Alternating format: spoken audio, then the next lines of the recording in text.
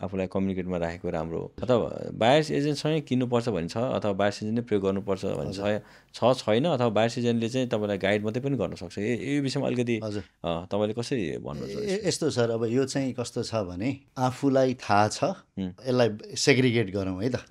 जस्तै first home बायरले मलाई यहीँ चाहिन्छ, मेरो साथीभाइहरू यहीँ गएका छन्, म यहीँ किन्छु भन्ने छ र यो एरियामा रियल इस्टेटमा हेरेर किन्छु भन्नुभयो भने द्याट्स अ टिक, किनभने they are not looking from any financial sense होइन। अब मलाई यही प्रपर्टी चाहियो यस्तो होइन।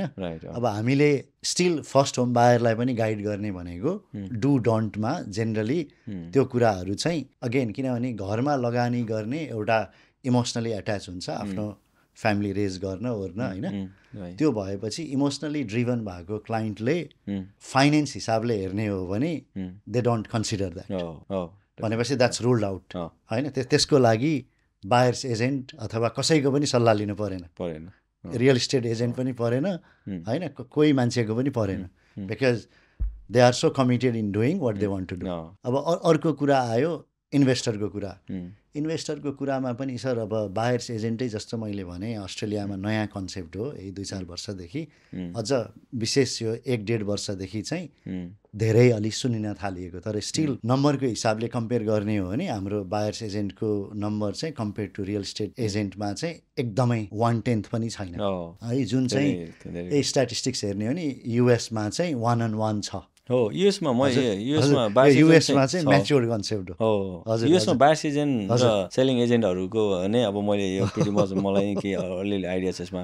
तर यहाँ अस्ट्रेलियामा चाहिँ युज छैन रहेछ पहिला भनौँ न, धेरै कम हो। यो मलाई चाहिँ के लागेको थियो भने जस्तै हामीहरू जुन हामी आफै घर किन्ने जर्नीबाट यहाँसम्म आयो, यो मोर्गेज करियरमा पनि आयो होइन। तर बायर्स एजेन्टहरू प्रिटी मच अस्ट्रेलिया कन्सेप्टमा कति भेरी रेयर नै होला होइन। यो पहिले मसँग सर एक्ज्याक्ट नम्बर त छैन तर कम्पेरेटिभली एकदम कम छ होइन। अनि मलाई चाहिँ पछि समय हाम्रै क्लाइन्टहरूले चाहिँ बायर्स एजेन्टहरू युज गर्न थालेपछि चाहिँ र अहिले चाहिँ जुन अहिले भने नि हामी अलिक मोर लाइक इन्भेस्टमेन्ट साइडबाट पनि बढी हेर्न थालेपछि चाहिँ बायर्स एजेन्ट चाहिँ अलिकति युज गर्नलाई पर्छ भन्ने एउटा सोच पनि आएको चाहिँ हुनसक्छ कि। किन भएको भने सर अब कतिले चाहिँ बायर्स एजेन्ट युज गरेर सक्सेस स्टोरीहरू अब त्यो कुरा चाहिँ डिस्कसन हुन थाल्यो।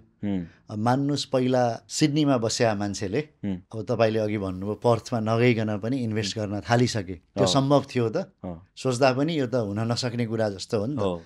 त्यो कन्फिडेन्स किन आयो भने किनभने there are professionals who are helping them to get the best bang हुन्छ नि फर दे बक। त्यसको लागि चाहिँ बायर्स एजेन्टले हेल्प गर्ने। अब बायर्स आफैले त जे पनि गर्न सकियो, बायर्स एजेन्टबाट अब अलिकति हुने बेनिफिट चाहिँ मलाई के जस्तो लाग्छ भने पहिलो कुरो त तपाईँले लाइफमा 1-2 प्रपर्टी किन्नुहुन्छ होला होइन, त्यहाँबाट कति सिक्नुहुन्छ।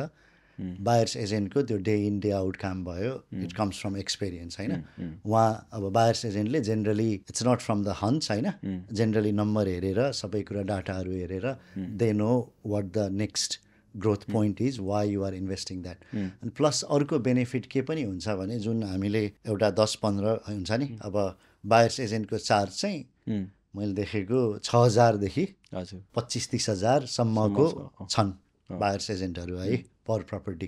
तर त्यसको भ्यालु चाहिँ कहाँ देखिन्छ भने अब जस्तै मेरो केसमा चाहिँ हामीले चाहिँ प्राय मेरो ओभर 85% अफ हुन्छ नि हाम्रो ट्रान्जेक्सन हाम्रो क्लाइन्टलाई चाहिँ हामी of the market property identify find out गरेर नेगोसिएट गरेर जेनरली यदि 20-30 हजार डलर भन्दा मार्केट भ्यालु भन्दा कममा हामीले भेटेनौँ भने हामी त्यो प्रपर्टीहरू प्रेजेन्टै गर्दैनौँ।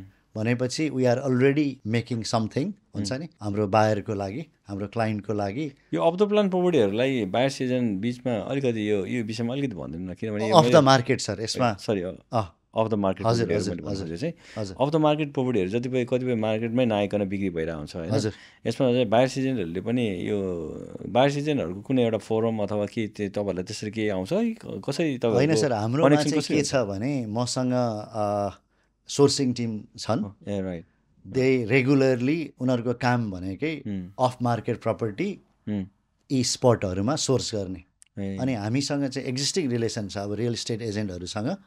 अनि यस्तो चाहिँ के हुन्छ भने सर उता भेन्डरको पर्सपेक्टिभबाट पनि उनीहरूले मार्केटिङ गर्नु परेन, एडभर्टाइजहरू केही राइट गर्नु भनौँ परेन, चाहिँ जस्तै प्लस मैले टाइम फ्याक्टर आयो। राइट मैले कुनै एउटा प्रपर्टी बेच्नु छ भने हजुर मैले सेलिङ एजेन्टलाई दिने पैसा चाहिँ मैले बायर्स एजेन्टलाई दिनु परेन होइन होइन सर, त्यो हुँदैन सर। अफ मार्केट बेच्नु पऱ्यो अफ मार्केट मैले तपाईँलाई दिन लाग्यो, तपाईँ जब तपाईँ एज अ हजुर बायर्स एजेन्ट हुनुभयो, हजुर मेरो प्रपर्टी छ मैले बेच्नु छ, मैले अफ मार्केटै बेच्न हजुर खोजेँ भने हजुर तपाईँले मसँग लेज गर्नु होला मानौ होइन, तपाईँ आफ्नो क्लाइन्टको लागि होइन, हजुर। कसरी काम गर्छ यो त्यो हुँदैन सर, त्यो चाहिँ हुँदैन। स्टिल त्यो रियल इस्टेट एजेन्ट थ्रुबाटै आउँछ, हामीसँग सिधै आउँदैन। किनभने म चाहिँ एज अ सेल्स एजेन्ट गर्दिनँ सर, कोही बायर्स एजेन्टले गर्छन् होला होइन, म चाहिँ विशुद्ध आफ्नो क्लाइन्टलाई मात्र रिप्रेजेन्ट गर्छु, म अर्को साइड गर्दिनँ एज अ सेल्स भेन्डरलाई।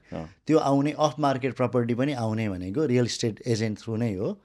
तर यिनीहरू रियल इस्टेट एजेन्टहरूसँग हाम्रो अलरेडी वर्किङ रिलेसनसिप भयो होइन, अनि उनीहरूलाई थाहा छ we are not there to waste time, हामीसँग फाइनेन्स अप्रुभड अनि एकदम जेन्युन क्लाइन्टहरू उहाँहरू हुनुहुन्छ। हामी फेयर मार्केट प्राइस चाहिँ अफर गर्छौँ।